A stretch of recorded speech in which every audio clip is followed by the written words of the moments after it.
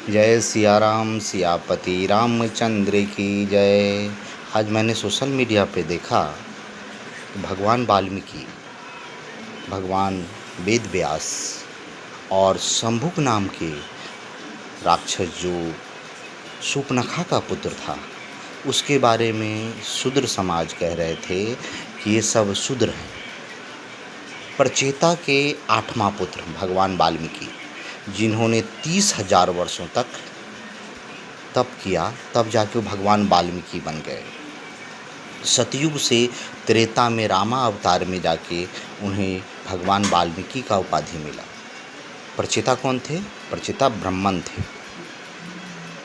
उसके बाद भगवान वेद व्यास पराशर ऋषि के पुत्र थे। उनकी माता भले ही वो मलाहिन थीं, लेकिन निषाद थीं, लेकिन उनके पिता तो, ये पितृ प्रथा है हिंदुस्तान में, पराशर ऋषि के पुत्र थे। तो कौन हुए? अगर उस समय भेदभाव होता तो पराशर ऋषि एक उत्तम पुत्र की उत्पत्ति एक निषाद पुत्री के गर्भ से नहीं करते। उस समय में कोई जात पात नहीं था, कर्म प्रधान था। जो जैसा कर्म करता था वैसा उसको फल मिलता था। ब्राह्मण जो पूजा पाठ करते थे वो ब्राह्मण कहलाते थे। जो धर्म रक्षा करते थे वो क्षत्रिय होते थे। जो व्यापार करते हैं वो वैश्य होते हैं। जो सभी वर्णों की सेवा करते हैं वो शूद्र होते हैं। हाँ, रहा सवाल शंभुक के बारे में लोग कह रहे हैं कि शूद्र था। शंभुक शूर्पणखा का पुत्र था, और शूर्पणखा ब्राह्मणी थी। राक्षस और ब्राह्मण के मिश्रण से उत्पत्ति थी उसकी, तो वो कहाँ से शूद्र हो गई? ये सब विवाद, लोग झूठ फूट धर्मशास्त्र पढ़ते नहीं हैं और जो मन में आता है अलर वलर बोलते रहते हैं।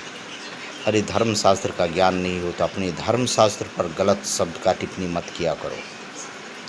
ज्ञान अर्जन करो, और नहीं तो ईश्वर के प्रति मौन रहो, झूठ मत बोलो। क्योंकि झूठ बोलोगे तो पाप के भागी होगे, और पाप के भागी होगे तो नरक होगा। जो पुण्य करता है वो ब्राह्मण क्षत्रिय होता है, और जो पाप करता है वही वैश्य और शूद्र में जन्म लेता है। ये धर्मशास्त्र कहता है। मनुष्य की उत्पत्ति नहीं करता, मनुष्य की उत्पत्ति ईश्वर करते हैं। ब्राह्मण के कुल में किसको देना है, क्षत्रिय कुल में किसको देना है, वैश्य कुल में किसको देना है, शूद्र कुल में किसको देना है, ये सब ऊपर वाला निश्चित करता है, नीचे वाला नहीं। इसलिए अपने कर्म अच्छे करो, और अच्छे कर्म करोगे तो अगले जन्म में जरूर तुम ब्राह्मण क्षत्रिय हो जाओगे। उससे पहले कभी नहीं होगे। महान ऋषि मुनि भी बनना है तो कर्म अच्छे करने होंगे। तुम रविदास